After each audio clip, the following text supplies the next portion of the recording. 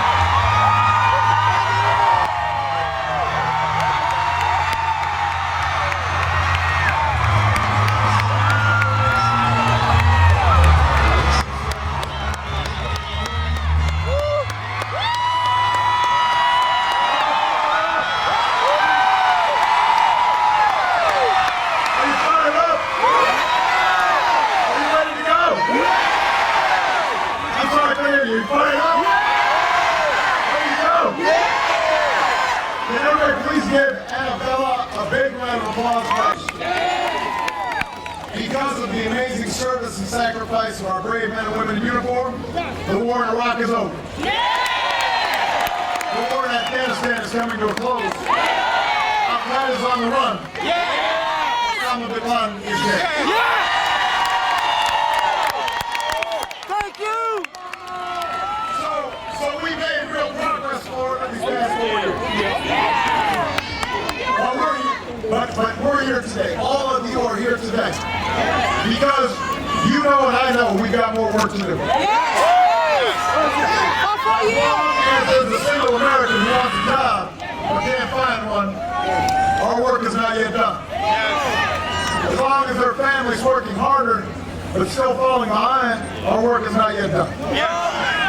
As long as there's a child anywhere, in Florida, anywhere, in the United States, who's still languishing in poverty, barred from opportunity, we know our fights must go on.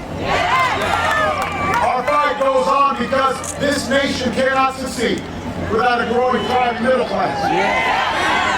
Our fight goes on because America always does best when everybody has a fair shot. Everybody does have a fair shot. Everybody plays by the same rules.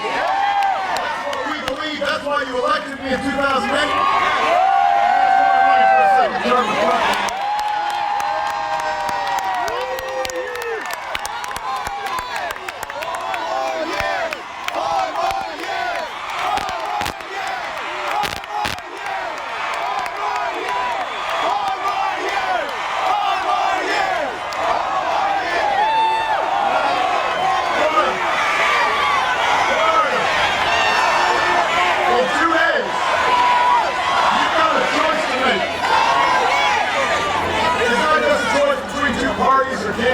It's a choice between two different visions of America. On the one hand, you can choose to return to the top-down policies that crash our economy. Or you can join me in building a future that focuses on a strong and growing middle class. You know, as Americans, we honor the businessmen and the strivers, the dreamers, the risk-takers, who've been the driving force behind our free enterprise system. The greatest engine of growth and prosperity the world ever known. But we also believe that in this country, our economy grows best, the markets do best, when everybody has a chance to succeed. When everybody is getting a good education. When every worker is learning new skills. We're investing in research for medical breakthroughs and new technologies. We think America's stronger when everybody can count on affordable, quality health insurance. When we protect Medicare and Social Security so that we guarantee dignity and respect in retirement. We think our economy works best when there's some rules in place to protect our kids from toxic dumping, from protecting consumers from being taken advantage of by unscrupulous credit card companies or mortgage lenders. And you know, there's some things we don't want Washington to do. For example, we don't want politicians in Washington, most of whom are male, to control healthcare decisions that women can make for themselves. But here's the thing, Florida. We know what change looks like.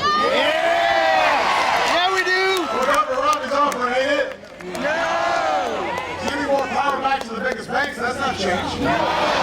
Another $5 billion in tax cuts for the wealthy, that's not change.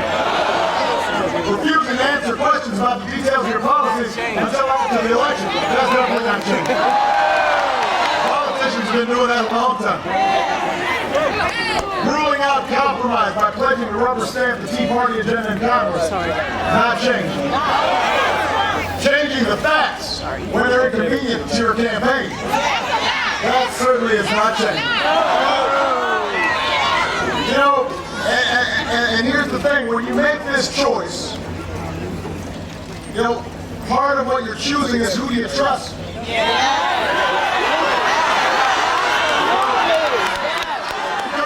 Because you don't know what crisis the next president's going to confront. You don't know what challenge we may have to meet that was unexpected.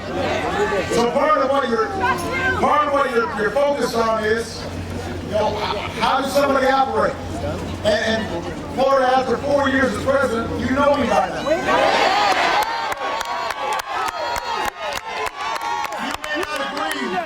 You may not agree with every decision I make. You know, Michelle doesn't agree with every decision I make. You may be frustrated sometimes at the pace of change. I'm frustrated by the pace of change sometimes. But here's the thing, is you know I say what I mean and I mean what I say. I said I didn't want to rock, I ended it. I said I passed healthcare reform, I passed it. I said repeal, don't ask, don't tell, we repeal. I said we make sure the auto industry came back strong. It's come back strong. You know what I believe, you know where I stand. And you know that no matter what happens, I'll fight for you and your family every single day.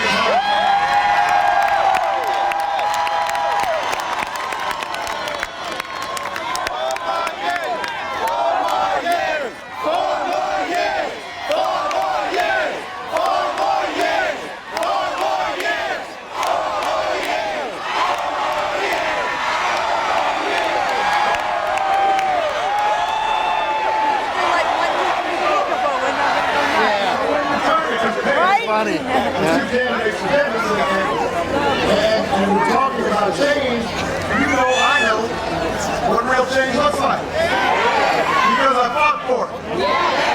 Because I brought it. Because I've got the scars to prove it. Because I've got gray hair doing it. And after all we've been through together to bring about change, we can't give up on that. There's more change to do. Change is a country where every American has a shot at a good education. You know, government can't do it alone. Parents, you got to parent. Students, you got to study. But don't tell me that hiring more teachers won't help this economy. Don't tell me that students who can't afford college should just borrow more money from the parents. That wasn't an option for me. I bet it's not an option for a lot of you. That's why the change I want to bring is to cut the growth of tuition in half over the next 10 years. I want to recruit 100,000 new math and science teachers so we don't fall behind on school. I want to train million Americans in community colleges to get the skills that businesses are hiring for right now. That's my plan. That's what change is. You've gone too far to turn back now. You've gone too far to let our hearts grow faint. It's time to keep pushing forward. To educate all our kids. Bring all our workers. To create new jobs. To discover new sources of energy. To broaden opportunity to grow our middle class, to restore our democracy. To make sure that no matter who you are or where you come from, no matter how you started out, no matter what your last name is, no matter whether you're black or white or Hispanic or Asian or Native American, young, old, rich, poor, disabled, non-disabled, gay, straight, it doesn't matter. If you work hard, you can make it here in America.